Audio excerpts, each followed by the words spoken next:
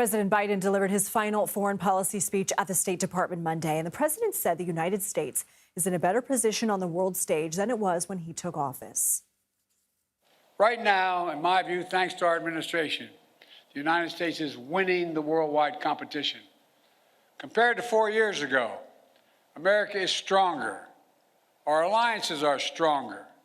Our adversaries and competitors are weaker. We have not gone to war to make these things happen. Biden also highlighted what he called his ability to rally a global coalition to support Ukraine in its war against Russia, his newly formed alliances in the Indo-Pacific, and the fact that he is the first president in decades who is not leading a war in Afghanistan. However, the president has been criticized for the way he ended that conflict. For more, I want to bring in Matthew Kroenig. He's the vice president and senior director of the Atlantic Council's Center for Strategy and Security. I believe Scowcroft, but I'm not sure if I'm pronouncing that correctly. Please correct me if I'm wrong. Correct. Thank you. So, Matthew, do you think that President Biden has strengthened the U.S. position on the world stage?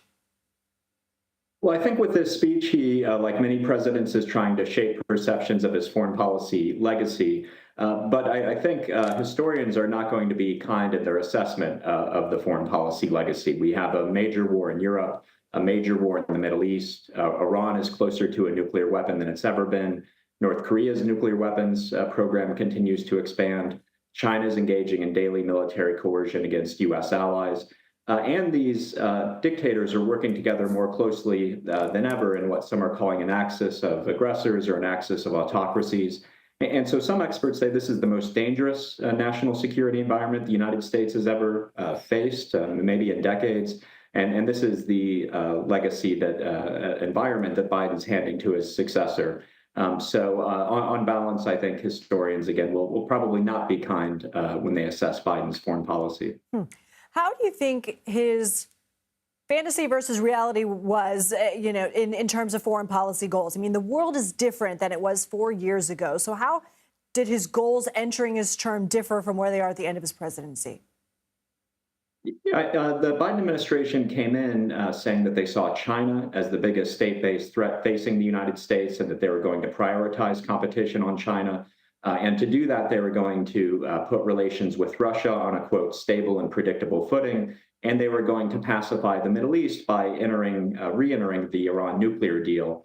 And those things didn't turn out as planned. Instead, we had this major war in Ukraine that continues to drag on into its third year, major war in the Middle East. And I think that's distracted the Biden team from focus on China. Biden has said 4 times that he would defend Taiwan if China invades. But after inflation, the Biden administration is essentially cutting defense spending. So we're not really building the military to do that. So again, I think the idea was to prioritize China. In practice, they've been really caught up with these major wars in Europe and the Middle East. National Security Advisor Jake Sullivan says the U.S. is very close to brokering a ceasefire hostage deal between Israel and Hamas. We've been here before. We have to preface with that. But if that is achieved, what would that do for his foreign legacy at this point? Well, you're right. We've been here before, and then Hamas has walked away. So we'll see if it works out. I think if it happens, it will help the foreign policy legacy. But there will be an alternative account that now these hostages have been there for longer than the U.S. hostages were held by the Iranians in 1979. And the hostages in 1979 were released after Carter left, when Reagan took office. And so some may see this as a Trump success. Trump has been making threats that there will be all hell to pay in the Middle East if these hostages are not released. And so the narrative may be that, like with Carter and Reagan, it was this transition that created the opportunity for the hostages to be released. Matthew Kroenig, thank you for your time. Thank you.